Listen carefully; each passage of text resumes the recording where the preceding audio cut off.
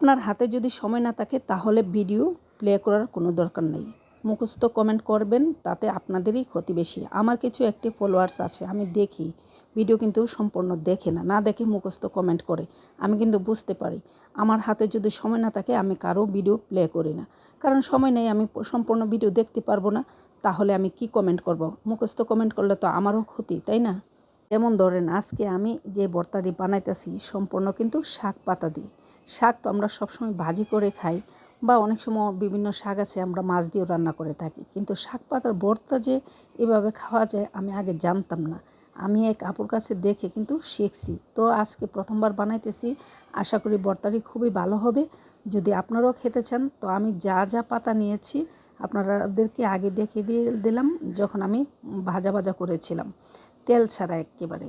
তো আপনারা যদি এভাবে খেতে চান তাহলে বানিয়ে ফেলুন আজই। ভর্তাটা খেতে এত টেস্ট হয় বলার বাইরে, এবং ভাতগুলো একেবারে সবুজ সবুজ থাকে।